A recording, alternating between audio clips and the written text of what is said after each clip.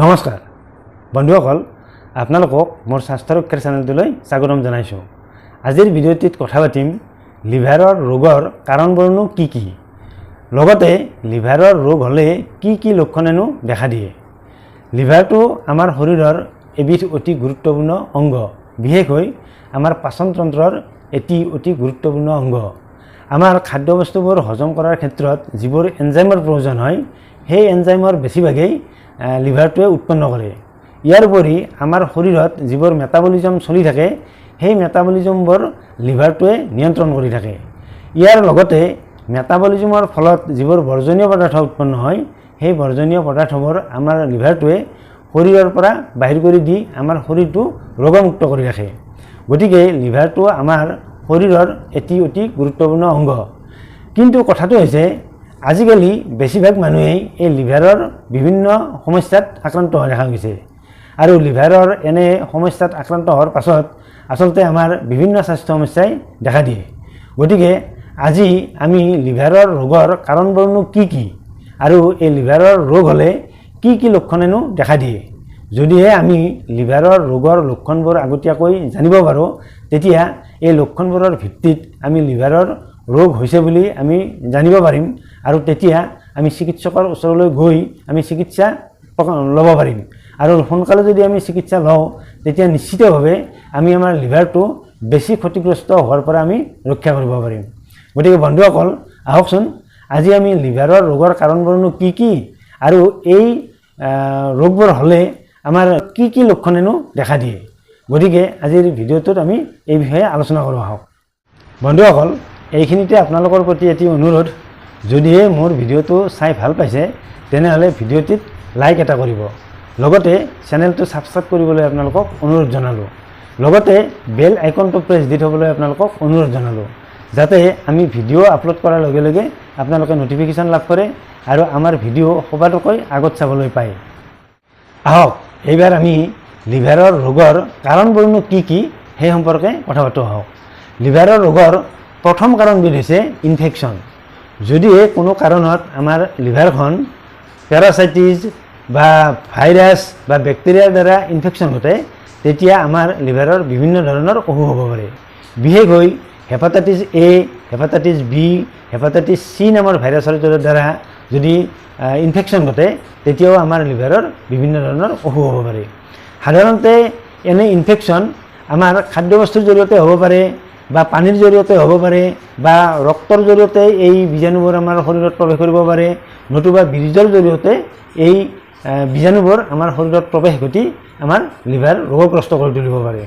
আৰু লিভাৰৰ এনেধৰণৰ ইনফেকশ্যন হোৱাৰ ফলত লিভাৰটোৰ ইনফ্লামেশ্যন ঘটে, আৰু লিভাৰটোৰ ইনফ্লামেশ্যন ঘটাৰ ফলতেই লিভাৰটো যথেষ্ট ক্ষতিগ্ৰস্ত হয় আৰু লিভাৰৰ অসুখ আৰম্ভ হয়। লিভাৰৰ ৰোগৰ দ্বিতীয়বিধ কাৰণ হৈছে ৰোগ প্ৰতিৰোধ ব্যৱস্থাৰ এবনৰ্মেলিটি। সাধাৰণতে আমাৰ শৰীৰত যি ৰোগ প্ৰতিৰোধ ব্যৱস্থা থাকে, সেই ৰোগ প্ৰতিৰোধ ব্যৱস্থাই আমাৰ বাহিৰৰ পৰা যিবোৰ বীজাণুৱে আমাৰ শৰীৰত প্ৰৱেশ কৰে, সেই বীজাণুবোৰক ধ্বংস কৰাই হৈছে আমাৰ ৰোগ প্ৰতিৰোধ ব্যৱস্থাৰ কাম। কিন্তু যদি কোনো কাৰণত এই ৰোগ প্ৰতিৰোধ ব্যৱস্থাৰ অস্বাভাৱিক পৰিৱৰ্তন ঘটে, তেতিয়াও আমাৰ শৰীৰৰ বিভিন্ন অংগৰ ক্ষতিগ্ৰস্ত হ'ব পাৰে, বিশেষকৈ লিভাৰৰ ক্ষতিগ্ৰস্ত কৰা দেখা যায়। গতিকে এনেধৰণে যদি আমাৰ শৰীৰৰ ৰোগ প্ৰতিৰোধ ক্ষমতা এবনৰ্মেলিটি হৈ যায়, তেতিয়াও এই ৰোগ প্ৰতিৰোধ ক্ষমতাই আমাৰ লিভাৰৰ ক্ষতিগ্ৰস্ত কৰিব পাৰে। গতিকে লিভাৰৰ ৰোগ হোৱাৰ এয়াও এটা কাৰণ। আৰু এনেদৰে ৰোগ প্ৰতিৰোধ ব্যৱস্থা এবনৰ্মেলিটি হোৱাৰ ফলতে আমাৰ লিভাৰৰ অটো ইমিউন হেপাটাইটিছ নামৰ ৰোগবিধ হয়। লগতে চিৰ'চিছ হোৱাৰো এয়া এটা কাৰণ বুলি ধৰা হৈছে। লিভাৰৰ ৰোগৰ 3 নম্বৰ কাৰণটো হৈছে যদিহে কোনো কাৰণত আমাৰ লিভাৰৰ কোষবোৰ ক্ষতিগ্ৰস্ত হৈ পৰে, তেতিয়াও আমাৰ লিভাৰৰ বিভিন্ন ধৰণৰ ৰোগ হ'ব পাৰে। ইয়াৰ ভিতৰত যদি কোনো কাৰণত আমাৰ লিভাৰত টিউমাৰ উঠে, লিভাৰত টিউমাৰ উঠিলেও আমাৰ লিভাৰটো ক্ষতিগ্ৰস্ত হ'ব পাৰে, বা লিভাৰৰ কোষবোৰৰ যদি এবনৰ্মেল গ্ৰ'থ হয়, তেতিয়াও আমাৰ লিভাৰত কেঞ্চাৰ সৃষ্টি হ'ব পাৰে। গতিকে লিভাৰৰ কোষবোৰৰ যদি কোনো কাৰণত ক্ষতি হয়, তেতিয়াও আমাৰ লিভাৰটোৰ বিভিন্ন ধৰণৰ অসুখ হ'ব পাৰে। লিভাৰৰ ৰোগৰ চতুৰ্থটো কাৰণ হৈছে বংশগত কাৰণ। যদিহে কোনো পিতৃ মাতৃৰ বা পূৰ্বপুৰুষৰ লিভাৰৰ অসুখ সৃষ্টি কৰিব পৰা জিন তেজত থাকে, আৰু সেই জিন যদি বংশগতিত প্ৰবাহিত হৈ পিছৰ পুৰুষলৈ আহে তেনেহ'লে পিছৰ পুৰুষৰ সেই জিনৰ বাবে লিভাৰৰ ৰোগ সৃষ্টি কৰিব পাৰে। লিভাৰৰ ৰোগৰ এবিধ অন্যতম মুখ্য কাৰণ হৈছে অতিৰিক্তভাৱে মদ্যপান কৰা। আমি সকলোৱে জানো যে মদ্যপান কৰা লোকৰ লিভাৰটো যে ক্ষতি কৰে। গতিকে যিসকল লোকে অতিৰিক্তভাৱে বা নিয়মিতভাৱে মদ্যপান কৰে তেওঁলোকৰ এটা সময়ত লিভাৰটো ক্ষতিগ্ৰস্ত হয়। বিশেষকৈ এটা সময়ত লিভাৰটো এলকহলিক ফেটি লিভাৰলৈ পৰিৱৰ্তন হয়। গতিকে এনেদৰে এলকহলিক ফেটি লিভাৰ আৰম্ভ হৈ লাহে লাহে লিভাৰটো বিভিন্ন ধৰণে অসুখত আক্ৰান্ত হোৱা দেখা যায়। গতিকে লিভাৰৰ অসুখ হোৱাৰ এটা অন্যতম কাৰণ হৈছে নিয়মিতভাৱে মদ্যপান কৰা বা অতিৰিক্তভাৱে মদ্যপান কৰা। লিভাৰৰ ৰোগৰ আন এক কাৰণ হৈছে বেছিকৈ বা নিয়মিতভাৱে ৰেড মিট সেৱন কৰা।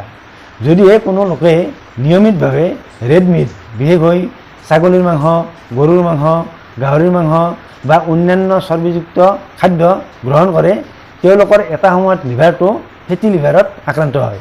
আৰু প্ৰথমতে লিভাৰটো যেতিয়া ফেটি লিভাৰত আক্ৰান্ত হয় তাৰপিছত লাহে লাহে লিভাৰটোৰ কাম কাজবোৰ কিছু ক্ষতিগ্ৰস্ত হ'বলৈ আৰম্ভ কৰে আৰু এনেদৰেই লাহে লাহে লিভাৰটো বিভিন্ন ধৰণৰ ৰোগত আক্ৰান্ত হোৱা দেখা যায়। এইবাৰ আমি কথা পাতিম লিভাৰৰ ৰোগ হ'লে কি কি লক্ষণেনো দেখা দিয়ে। ইয়াৰে প্ৰথমবিধ লক্ষণ হৈছে জণ্ডিছ। যদিহে লিভাৰক হেপাটাইটিছ এ, হেপাটাইটিছ বি বা হেপাটাইটিছ চি ভাইৰাছে আক্ৰান্ত কৰে বা ইনফেকশ্যন কৰে তেতিয়া সাধাৰণতে মানুহৰ গাৰ ছালখন বা চকুৰ বগা অংশটো হালধীয়া ৰঙৰ হৈ উঠে। বা লিভাৰৰ যদি চিৰচিছ নামৰ ৰোগবিধ হয় তেতিয়াও গাত এনেধৰণৰ চকুৰ বগা অংশটো হালধীয়া হোৱা বা গাৰ ছাল হালধীয়া হোৱা এনে লক্ষণে দেখা দিয়ে। আচলতে তেজত বিলুৰিবিন নামৰ এবিধ উপাদানৰ পৰিমাণ বৃদ্ধি পোৱাৰ ফলতেই মানুহৰ গাৰ ছালখন আৰু চকুৰ বগা অংশটো হালধীয়া হোৱা দেখা যায় আৰু ইয়াকে জণ্ডিছ বুলি কোৱা হয়। লিভাৰৰ ৰোগ হ'লে দেখা দিয়া এবিধ লক্ষণ হৈছে হঠাতে শৰীৰৰ ওজন বৃদ্ধি পোৱা বা শৰীৰৰ ওজন হঠাতে কমি যোৱা। যদিহে কোনো লোক ফেটি লিভাৰত আক্ৰান্ত হৈছে তেতিয়া তেওঁৰ ওজন হঠাতে বৃদ্ধি পায়। আৰু যদিহে কোনো লোক চিৰচিছৰ নিচিনা ৰোগত আক্ৰান্ত হৈছে তেতিয়া তেওঁৰ ওজন হঠাতে কমি যায়। গতিকে দেহৰ ওজন হঠাতে বৃদ্ধি পোৱা বা হঠাতে কমি যোৱাটো লিভাৰৰ অসুখ হোৱাৰ এটি প্ৰধান লক্ষণ। লিভাৰ ৰোগগ্ৰস্ত হোৱাৰ আন এক লক্ষণ হৈছে ওপৰ পেটৰ সোঁফালটো, অৰ্থাৎ লিভাৰটো যি ঠাইত থাকে সেই ওপৰ পেটৰ সোঁফালটো বিষ অনুভৱ হয়, নতুবা গধুৰ গধুৰ অনুভৱ হ'ব পাৰে।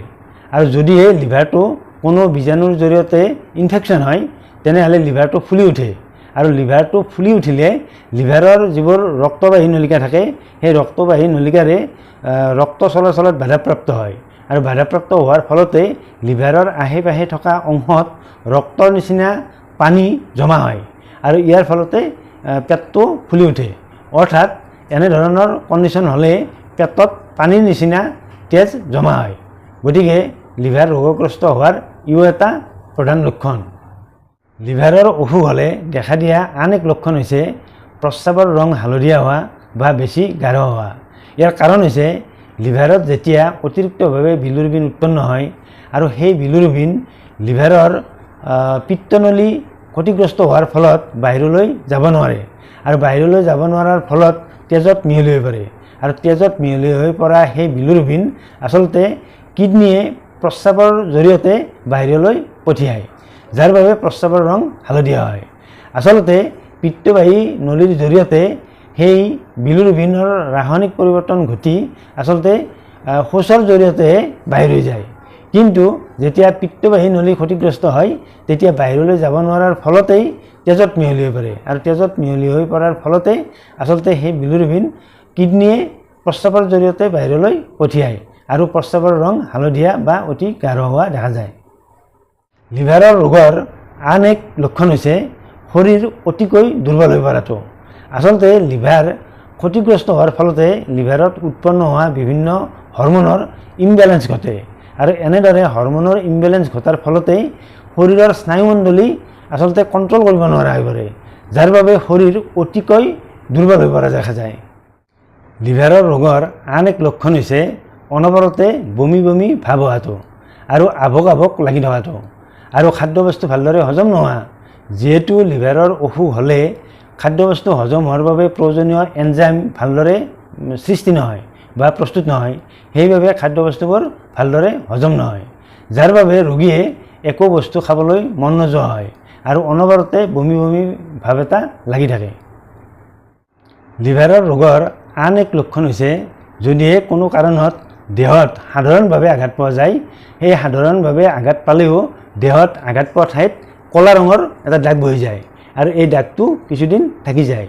ইয়াৰ উপৰি লিভাৰৰ অসুখ হ'লে গাৰ ছালখন শুকাই যায় আৰু গাৰ ছালখন শুকাই যোৱাৰ ফলত গোটেই ছালখনতে খজুৱতিৰ সৃষ্টি হয়। গতিকে এনেবোৰ লক্ষণৰ পৰা লিভাৰৰ অসুখ হৈছে বুলি ধৰিব পাৰি। এই লক্ষণসমূহৰ লগতে লিভাৰৰ ৰোগ হ'লে এটা দেখা দিয়া কমন লক্ষণ হৈছে ভৰিৰ পতা ফুলি উঠা। সাধাৰণতে লিভাৰৰ যেতিয়া গুৰুতৰভাৱে ৰোগগ্ৰস্ত হৈ পৰে তেতিয়া ভৰি দুয়োখনৰে পতা দুখন ফুলি উঠে আৰু তেতিয়াই ভৰিৰ পতা ফুলি উঠালৈ চাই লিভাৰৰ ৰোগত আক্ৰান্ত হৈছে বুলি জানিব পাৰি। বন্ধুসকল, লিভাৰৰ ৰোগৰ কাৰণবোৰনো কি কি আৰু লগতে লিভাৰৰ ৰোগ হ'লে কি কি লক্ষণেনো দেখা দিয়ে সেই বিষয়ে কিছু কথা শুনিলে। অন্য এটা ভিডিঅ'ত আপোনালোকক পুনৰ লগ পোৱাৰ প্ৰতিশ্ৰুতিৰে আজিলৈ সামৰিছোঁ। ধন্যবাদ।